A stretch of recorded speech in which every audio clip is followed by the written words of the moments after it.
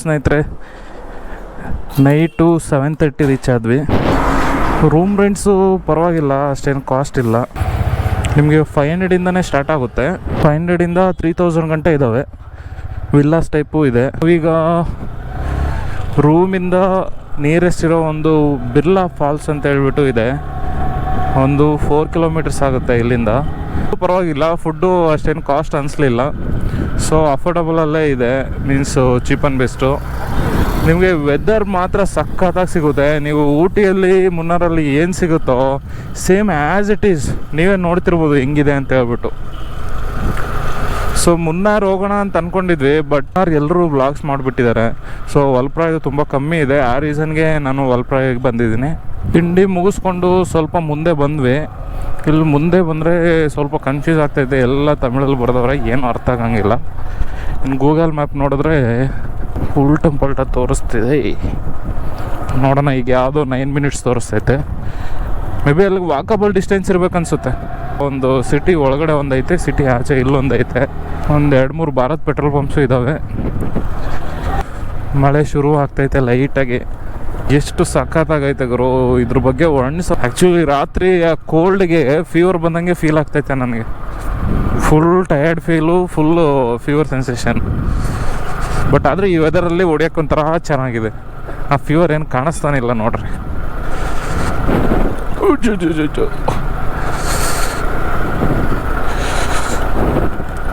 ಹಿಂಗೆ ಸ್ಟ್ರೈಟು ಇನ್ನು ಎಷ್ಟು 2.7 ಕಿಲೋಮೀಟರ್ ಹೋಗಬೇಕು. ಮೇ ಬಿ ರೋಡ್ಸ್ ಹಿಂಗಿದಾವಲ್ಲ, ಅದಕ್ಕೆ ಅನಿಸುತ್ತೆ ಡಿಸ್ಟೆನ್ಸ್ ಟೈಮಿಂಗ್ಸ್ ಜಾಸ್ತಿ ತೋರಿಸ್ತೈತೆ.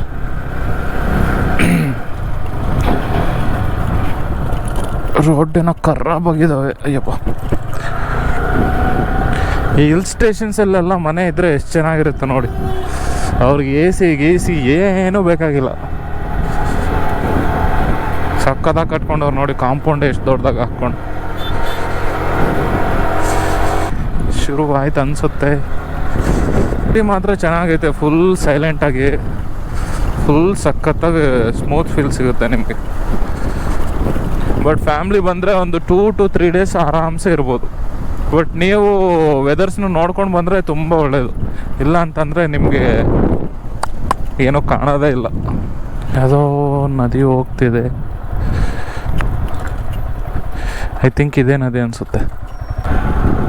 ಚಿಕ್ಕಮಂಗ್ಳೂರ್ಗೆ ಎಂಟ್ರೆನ್ಸ್ ಆದಂಗೆ ಐತೆ ಇದು ಸೇಮ್ ನೋಡೋಕ್ಕೆ.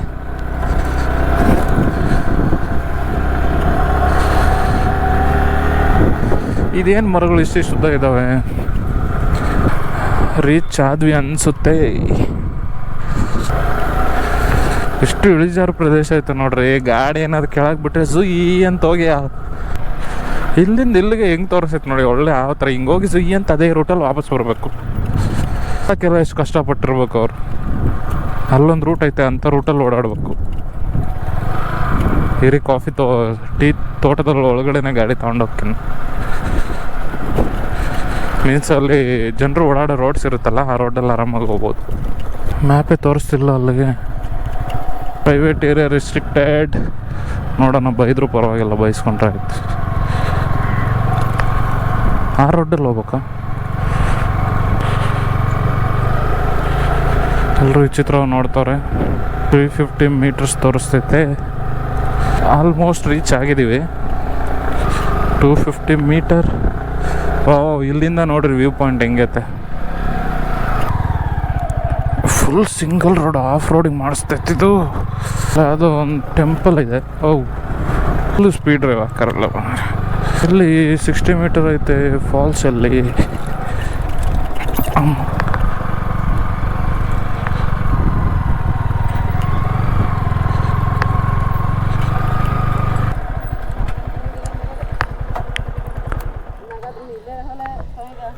ನಿಮಗೆ ಫಾಲ್ಸ್ ಅಲ್ಲಿ ಕಾಣುತ್ತೆ, ಬಟ್ ಅಷ್ಟು ಕೆಳಗೆ ಹೋಗೋದಕ್ಕಾಗಲ್ಲ. ಎಲ್ಲ ಈ ತೋಟದಲ್ಲಿ ನಡ್ಕೊಂಡು ಹೋಗ್ಬೇಕು. ಸೊ ಈ ವ್ಲಾಗ್ ಇಲ್ಲಿಗೆ ಮುಕ್ತಾಯ.